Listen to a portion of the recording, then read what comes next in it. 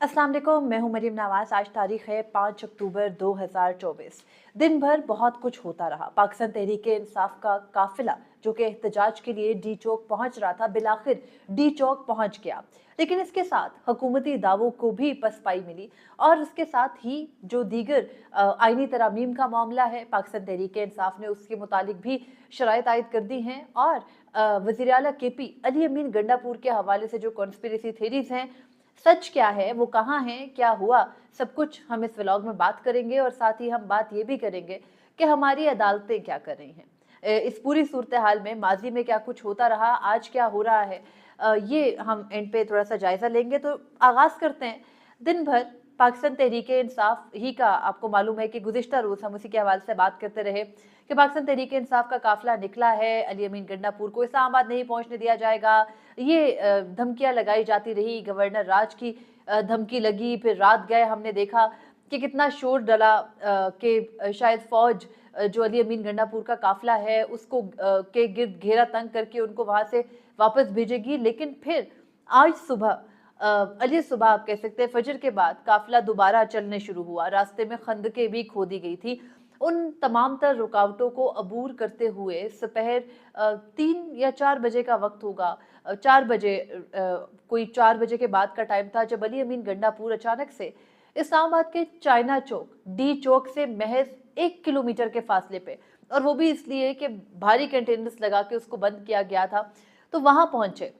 उनका एक विजुअल सामने आया, वो किस रास्ते से आए, किस तरह से वहां पहुंचे, उसके बाद KP हाउस चले गए, ये तमाम तर बातें वो खुद ही बता सकते हैं। लेकिन उन्होंने ये एक बात वाजे कर दी, उनसे बातचीत की कोशिश की गई, जिसकी तस्दीक मोहसिन नकवी ने भी आज सुबह अपने एक प्रेस टॉक के अंदर की कि वज़ीर आला KP से बातचीत करके उनको मनाने की कोशिश की गई, लेकिन उनका इरादा कुछ और लगता है। जबकि वज़ीर आला KP ने एक मीडिया हाउस से बात करते हुए ये बताया कि फैसला इमरान खान ने करना है कि एहतजाज जारी रहेगा, एहतजाज जारी नहीं रहेगा। दूसरी जानिब जब वो आज पहुंचे यहाँ, जिस रास्ते से वो पहुंचे, तो अगर सिर्फ मैं आपको क्विकली वो रास्ता एक्सप्लेन कर दूं तो वो इस्लामाबाद एंटर हुए। 26 नंबर चौरंगी इस्लामाबाद का मोटरवे से आने वाला इस्लामाबाद का दाखिली रास्ता है। लेकिन एक और रास्ता भी है, हाल ही में मार्गला एवेन्यू बना है और वो मार्गला एवेन्यू कनेक्ट करता है संगजानी से GT रोड के जरिए इस्लामाबाद के एंट्री के रास्ते को।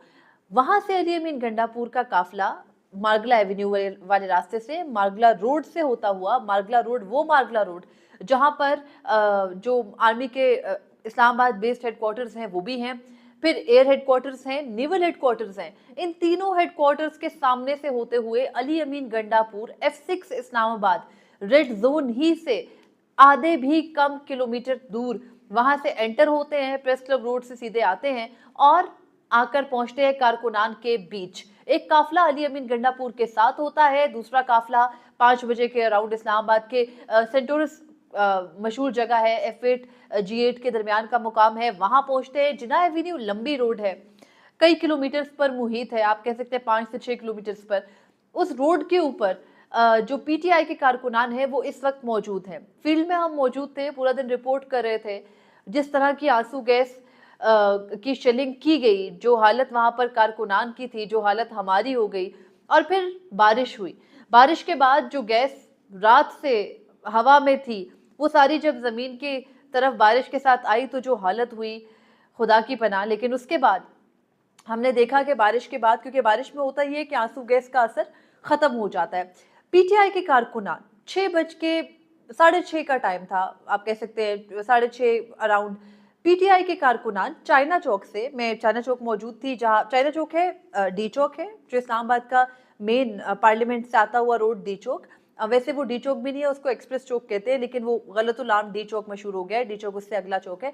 वहां पर जो है वो FC है, वहां पर रेंजर्स है, वहां पर इस्लामाबाद पुलिस है, उनके ताज़ादम दस्ते हैं। वो बार बार अपना जोश और वलवला जो है वो उसको ज्यादा अपने जज्बे को जिंदा रखने के लिए नारे भी लगा रहे थे। लेकिन फिर क्या हुआ, PTI के कारकुनान जब आवाम की फोर्स, हम देखते हैं कि जो अवामी ताकत है उसके सामने ये पुलिस फोर्स या ये सब भी अवाम ही का हिस्सा है। ठीक है, मुल्क भर में इस वक्त PTI के एहतजाज हो रहे हैं, लेकिन ग्राउंड पे क्या सिचुएशन थी? ग्राउंड पे सिचुएशन ये थी कि PTI के कारकुनान हैं, बहुत गाड़ियां हैं, उनमें KP की सरकारी गाड़ियां भी हैं, उन गाड़ियों के अंदर गार्ड्स भी हैं, KP पुलिस भी है। वो गाड़ियां हैं रुक करके खड़ी हैं जाने वाली तरफ को, और उन गाड़ियों के साथ टोलियों की शक्ल मौजूद हैं, आंसू गैस खा रहे हैं, लड़ रहे हैं, हाथों में गुलेलें पकड़ी हैं, उनसे छोटे छोटे पत्थर बरसा रहे हैं पुलिस पे कि हमें ना मारें। लेकिन जो ये कहा जा रहा है ना कि असलहे का इस्तेमाल कर रहे हैं, गोलियां चला रहे हैं, ये प्रोपेगेंडे से ज्यादा कुछ भी नहीं है। आप कह सकते हैं पथराव जरूर कर रहे हैं, जाहिर है मुजाहिरीन है, निकले हैं अपना दिफा करने के लिए, बहुत कुछ लेकर निकले हैं। आपने देखा होगा, विजुअल्स देखे होंगे, ग्लासेस जो स्विमिंग ग्लासेस होती है जिनसे आंसू गैस से बचना मुमकिन होता है, वो सबने पहन रखी हैं, मुंह पर रुमाल लपेट रखे हैं। लेकिन बड़ी तादाद है कारकुनान की, कंसिडरेबल जरूर है, हम ये नहीं कह सकते कि नहीं है। और जिस तरह वो पहुंचे, जिस तरह वो तमाम तर रुकावटें अबूर करके डी चौक पहुंचे, जो रियासती आप कह सकते हैं बर्बरियत का इजहार उनके ऊपर किया गया, जिस तरह से रियासत की तमाम तर जो मशीनरी या अफवाज है, आप कह सकते हैं अफवाज में इसलिए कह रही हूँ या फोर्सेस का लफ्ज इसलिए इस्तेमाल कर रही हूँ, आप एफसी ले आए, आपने इस्लामाबाद पुलिस ऑलरेडी डिप्लॉय कर रखी थी, फिर आपने यहाँ पर रेंजर्स तैनात की, फिर आपने पाक फौज को भी बुलाया, लेकिन उस सब के बावजूद अवामी ताकत के आगे नहीं ठहर सकते। ये अवाम ही का हिस्सा है। हमने देखा किस तरह से पाक फौज जिंदाबाद के नारे भी मुजाहिरीन ने लगाए, और पाक फौज के दस्ते को भी, रेंजर्स का बेसिकली वो दस्ता था, उसको भी पीछे हटना पड़ा। इन्होंने रास्तों से कारकुनान ने पाकिस्तान तहरीक इंसाफ के जो शहरी थे, अवाम थी, उन्होंने रास्ते से कंटेनर्स भी खुद हटाए, गिराए, हमारे सामने की बातें हैं ये सब। लेकिन एक बहुत बड़ा मसला, पाकिस्तान तहरीक इंसाफ की लीडरशिप कहाँ है? अगर अली अमीन गंडापुर केपी हाउस चले गए, केपी हाउस में उनको डिटेन करके रखा गया, वहीं पर उनको महसूर रखा गया, उन पर दबाव डाला गया, एहतजाज खत्म करने के लिए दबाव डाला गया, लेकिन उन्होंने बिलाखिर इमरान खान ही पर मामला छोड़ा, और अब कुछ इतलात है कि उनको इमरान खान से मुलाकात के लिए ले जाया जाएगा। मीनवाइल बैरिस्टर गौहर जो चेयरमैन पीटीआई हैं, उनकी मुलाकात होती है अली अमीन गंडापुर से, फिर सियासी पार्टी का इजलास होता है। सियासी पार्टी पाकिस्तान तहरीक इंसाफ की ये तय कर चुकी है कि एहतजाज जारी रहेगा। वो गैर इंसानी, गैर आईनी, गैर कानूनी तरीके से की जाने वाली आईनी तरामीम के को जब तक वापस नहीं किया जाता, इस प्रोसेस को रोका नहीं जाता, तब तक पाकिस्तान तहरीक इंसाफ का एहतजाज जारी रहेगा। ये उनकी सियासी पार्टी ने, यानी पाकिस्तान तहरीक इंसाफ की सियासी पार्टी ने फैसला कर लिया है। लेकिन अली अमीन गंडापुर को इमरान खान तक भी भेजा जाएगा। ये सारी बातें तो है जो पार्टी लेवल पर बातें हो रही है, लेकिन पीटीआई की लीडरशिप कहाँ है? चलिए अली अमीन गंडापुर चले गए, वो काफिले को पेशावर से, केपी से लीड करते हुए यहाँ तक भी तो आए हैं। अब यहाँ की पार्टी लीडरशिप, चले एमएनएस एमपीएस को आईनी तरमीम की वजह से बाहर निकलने से रोका गया, ये उनकी पार्टी का लाए अमल है, समझ में आता है। लेकिन बाकी लोग कहाँ हैं? आपके पास वकला की इतनी बड़ी तादाद है, रात देर तक वो इमरान खान की सालगिरह का केक जो है वो काटने के लिए मौजूद थे, लेकिन अब कहाँ गए?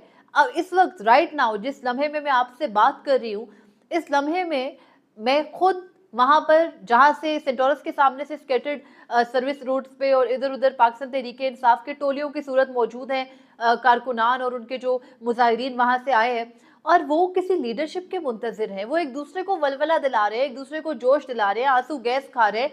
शेलिंग आसान नहीं होती खाना, अगर कभी किसी ने शेलिंग खाने का एक्सपीरियंस किया हो। कुछ देर पहले जब बारिश शुरू हुई तो मैं चाइना चौक से डी चौक वापस आई, क्योंकि अपनी सहाफती जिम्मेदारियां ही पूरा करनी थी, हमारा दफ्तर वहाँ है। वहाँ पहुंची तो एकदम से असर शदीद, जैसे आंसू गैस ना हवा की वजह से पलटा खा गई। पुलिस शेल बरस आ रही थी, जब हवा का रुख बदलता है जाहिर है वो पुलिस ही की जानिब आई। तो मेन डी चौक पे वहां खड़ा नहीं हुआ जा रहा था, मतलब एकदम से जैसे आप चौक हो जाते हो, आप गिर जाते हो, ये सिचुएशन हो गई थी मेरी, हमारी सबकी, कि आंखों से कुछ नजर नहीं आ रहा, धुंधला गई हैं, नाक से पानी बह रहा है, मुंह ऐसे लग रहा है किसी ने मिर्चें डाल दी हों, स्किन जल रही है। ये सिचुएशन उन सब कारकुनान की भी थी। वो अपने तौर पर वहां आग लगा के उसकी असर खत्म कर रहे थे। मीनवाइल बारिश हो गई और उसका असर खत्म हो गया। लेकिन पीटीआई की लीडरशिप किधर है? पीटीआई की जो मुकामी कम अज कम कोई लीडरशिप वहां होती, उनको कोई डायरेक्शन देती, कोई तरीका बताती कुछ। अब आवाम अपने बलबूते, अपने जोर पर डी चौक भी पहुंची है, डी चौक में अपना झंडा गाड़ के वापस भी गए हैं। लेकिन इस सारी सिचुएशन में पीटीआई की लीडरशिप कहाँ है? ठीक है, आपकी सियासी पार्टी का हो गया इजलास, बैरिस्टर गौहर आ सकते थे, सलमान अकरम राजा लीड कर सकते थे, बंद कमरों में बैठकर पैगाम देने से तो कुछ नहीं होता लीडरशिप का। इतनी बड़ी तादाद में इतने जोशीले आपके कारकुनान इस वक्त भी हैं, 2 दिन से सड़कों पर है, 2 दिन के बाद भी उनका वलवला वो है, तो कम से कम आके उनको लीड तो कीजिए। और फिर उसके बाद वजीर आला केपी अली अमीन गंडापुर की तरह के बारे में कौन सी भी ऐसी थ्योरी शुरू हो गई उन वो पेशावर वापस चले गए, ये हो गया वो हो गया, ऐसा कुछ नहीं हुआ। उनको डिटेन करके रखा गया। गो के रेंजर्स और एफसी और सब ने धावा बोला केपी हाउस पे, जो कि नहीं किया जा सकता। विफाक की इकाइयां हैं सूबे, और उन्हीं इकाइयों की एक सिंबॉलिक जो रिप्रेजेंटेशन है वो वफाकी दारुल हुकूमत में KP house, Punjab house, Sindh house और बलूचिस्तान हाउस के तौर पर है। वहाँ कोई एंटर नहीं होता। जीबी हाउस भी है और उसके अलावा कश्मीर हाउस भी है। वहाँ सबके जिस जिस एरिया के हैं वहाँ की पुलिस तैनात होती है। बाहर से कोई पुलिस, इस्लामाबाद पुलिस, इस्लामाबाद इंतजामिया वहाँ एंटर नहीं होती। लेकिन आज केपी हाउस को ब्रीच किया गया, वहाँ दाखिल हुआ गया। अली अमीन गंडापुर को डिटेन रखा गया। जाहिर है उन पर प्रेशर डाला जा रहा है और अब इतलात है उनकी इमरान खान से मुलाकात करवाई जाएगी। लेकिन इस पूरी सूरत हाल के अंदर हो क्या रहा है? कारकुनान को लीड कोई नहीं कर रहा। उसके अलावा वो अपने तौर पर काफी पुरजोश है, वापस जाने के इरादे से नहीं नजर आ रहे। लेकिन अब इमरान खान ने फैसला करना है, और मेरा जो अभी तक का उनके फैसलों के हवाले से मुशाहिदा है, यही ख्याल है कि इमरान खान साहब नहीं कहेंगे कि ये इतने पुरजोश होने के बाद, जब इतना आपने सारी स्टेट मशीनरी को हिला के रख दिया, 2 दिन से विफाकी दारुल हुकूमत को बंद करके रखा हुआ है, लॉकडाउन की सी सिचुएशन है, मैंने नहीं देखी।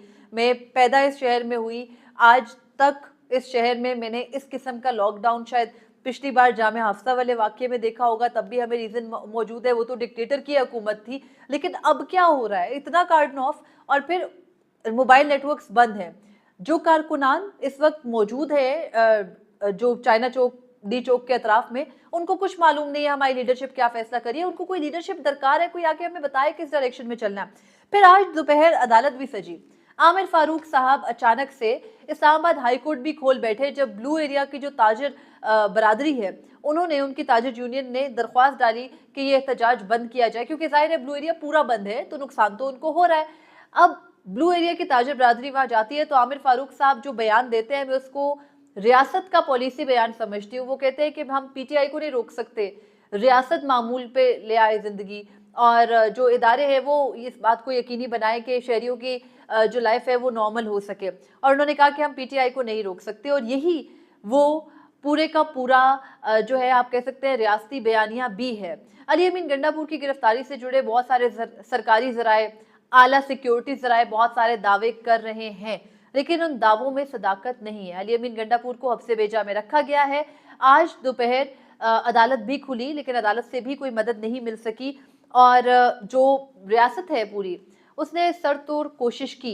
हमने देखा कि मुस्लिम लीग नून की लीडरशिप काफी मिसिंग नजर आई। वो वाला जोर नहीं है रात के बाद से उनमें, क्योंकि कहीं ना कहीं उन्हें भी ये समझ आ रही है कि जो वजीर डायरेक्ट लगे हैं उनसे भी सिचुएशन कंट्रोल नहीं हो रही। अवामी ताकत भी है, और सिर्फ बयानात की हद तक वो कुछ सख्त बातें कर रहे हैं, लेकिन वो वाले तवातुर से जो प्रेस कॉन्फ्रेंसेस का सिलसिला था हुकूमती तरफ से, वो भी नहीं चल रहा। इस वक्त पीटीआई के कारकुनान वफाकी दारुल हुकूमत इस्लामाबाद के रेड जोन से महज 1 किलोमीटर से भी कम की दूरी पर मौजूद है, और उनको लीडरशिप दरकार है। जब उनको लीडरशिप मिलेगी तो मुझे लगता है कि अगर कोई कॉल आती है तो ये कई कई दिन तक भी यहाँ बैठ सकते हैं, और उनके कोई वापस जाने की सिचुएशन नजर नहीं आती जिस जोश से वो आए बैठे। लेकिन अब कारकुनान अकेले नहीं बैठ सकते, उनको सिमत चाहिए। और जिस किस्म की मायूस कुन खबरें फैलाई जा रही हैं, और जब तक पार्टी लीडरशिप आके खुद उनको किसी एतमाद में नहीं लेती और आके नहीं बताती कि किस किस्म की धमकियों का हमें सामना है, आर्टिकल 149 इन्वोक करने की बात हो रही है, गवर्नर राज जैसी, और विफाकी हुकूमत का डायरेक्ट केपी को कंट्रोल करने की धमकी सामने है, तो ये सारी सिचुएशन अगर वो सामने रख के अपनी आवाम को, जो अपने कारकुनान साथ लेकर आए, उनको एतमाद में ले, तो पीटीआई के लिए विन विन सिचुएशन हो सकती है। और आइंदा आने वाले दिनों में अब हमने ये भी देखना है कि पीटीआई अपने मुतालबात क्या रखती है, क्योंकि जो सबसे मेन चीज़ होगी वो पीटीआई के मुतालबात होंगे। कोई भी जमात इस सतह पर आकर बगैर मुतालबात रखे, बगैर कोई डिमांड्स किए वापस चली जाएगी तो ये पसपाई इख्तियार करने के मुतरादिफ होगा। हर एक को पीसफुल प्रोटेस्ट करना चाहिए। कोई ख़ास कोई भी किसी भी किस्म का असलहा मैंने तो नहीं देखा कि इन कारकुनान के पास हो। निहत्ते शहरी थे, शेल भी खा रहे हैं, पथराव भी कर रहे हैं, इसमें कोई शक नहीं है।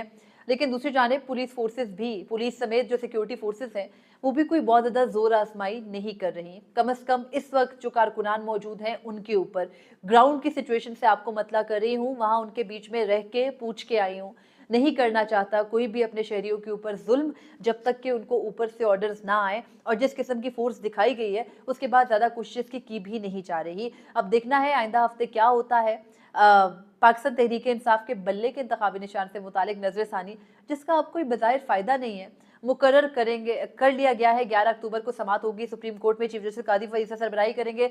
जस्टिस मोहम्मद अली मजहर और जस्टिस मुसरत हिलाली बेंच में होंगे। जस्टिस मोहम्मद अली मजहर का इम्तिहान शुरू हुआ चाहता है, लेकिन दूसरी जानिब पाकिस्तान तहरीक-ए-इंसाफ का एहतजाज ज़्यादा बड़ी खबर है, जिसकी मैंने आज दिन भर की जो सूरत हाल थी वो आपके सामने रखी। पीटीआई के कारकुनान, अगर कोई वाकई ही इन सारी बातों की सदाकत जानना चाहता है तो वो जाकर एक्सपीरियंस कर सकता है। इस्लामाबाद में कोई खास रास्ते बंद नहीं है। अगर कोशिश की जाए तो जिस तरह का इस्लामाबाद का इंफ्रास्ट्रक्चर है, बहुत इजीली आप किसी भी गली से निकल के पीटीआई के कारकुनान को आके देख सकते हैं, उनसे पूछ सकते हैं और उनसे बात करके आपको अंदाजा हो सकता है कि ये वापस जाने के लिए नहीं आए। अब तक के लिए इतना ही था। मुझे इजाजत दीजिए। अल्लाह हाफिज।